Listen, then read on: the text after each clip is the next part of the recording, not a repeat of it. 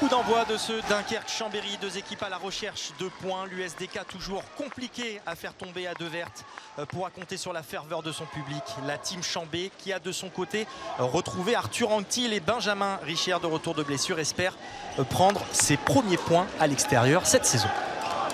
Une défense classique en 0-6, même si Benjamin Gour sort très haut là, sur Sébastien Scoubet. La première tentative et la première réussite d'Antoine Tissot, qui était blessé à la main. Yoshida avec ce superbe tir là de Cornelius Krag.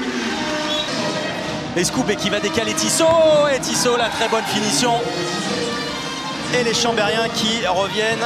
Et lorsque vous êtes entre deux eaux, ça passe dans tous les sens. Nouvel arrêt d'Odzic.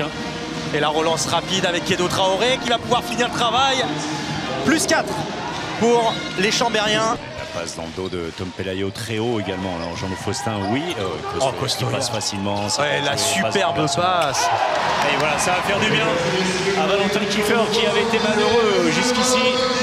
Qui va retrouver Jean-Loup Faustin qui se projette très vite. La très bonne passe pour Yoshida. Le demi-tour contact de Yoshida. Et 2 minutes pour Kedo Traoré pour avoir ceinturé le japonais. Regardez, c'est vrai, il y a beau mouvement, très beau mouvement de ce joueur. Jeune, 21 ans seulement. Shuichi Yoshida.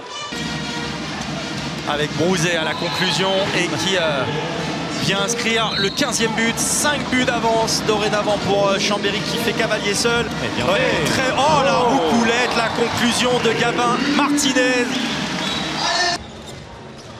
Johnson, allez, 4 secondes encore avec Scoubet qui décale Alejandro Costoya, mais le ballon qui va être derrière le but. Dunkerque qui n'aura pas la possibilité d'aller inscrire un nouveau but.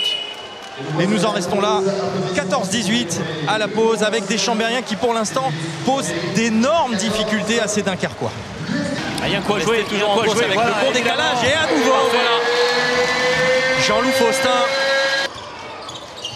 La très bonne passe sautée pour Steve Marie-Joseph et l'arrêt de Filipivic qui permet à Chambéry de conserver les 2 buts d'avance.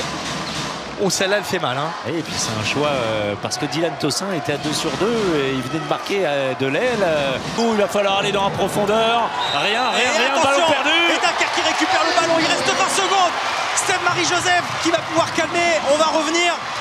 Cornelius Krag. Oh, la limite, le marché de Cornelius Krag. Quelle erreur. Il reste 7 secondes. Et c'est gagné pour Chambéry, c'est gagné, d'autant plus que les Dunkerquois s'occupent plus des arbitres que du ballon. Et voilà, c'est terminé. Victoire ici de Chambéry, 27-26 face à Dunkerque. On a pensé un instant revivre le scénario de ces dernières semaines, mais Chambéry a su résister aux vagues dunkerquoises et Chambéry s'offre ses 2 premiers points à l'extérieur cette saison. Tenir, regardez sur cette action, alors vous ne l'avez pas, je l'ai, regardez les appuis, 2, 3, 4, les hésitations, rien à dire avant le contact, il y a déjà une... on a des angles différents, et ces petits pas également, voilà, il est vraiment hésitant, et il l'avait été, on l'avait dit, il l'avait été à plusieurs reprises dans le jeu en supériorité numérique, malheureusement le Danois. Ouais, c'était fou, ils ont fait une belle remontada. Un peu des actions litigieuses à la fin de part et d'autre, mais au final je pense que tout le monde s'est régalé de notre côté. Et ouais, on est content, ça fait plaisir. On a été bon sur l'entame, on les a fait douter et au final on fait une grosse deuxième, c'est dommage parce que on s'arrache toutes les semaines, toutes les semaines c'est des matchs hyper difficiles et ça va être comme ça tout le temps, mais voilà, c'est hyper décevant quand ça ne tourne pas en notre faveur, quoi.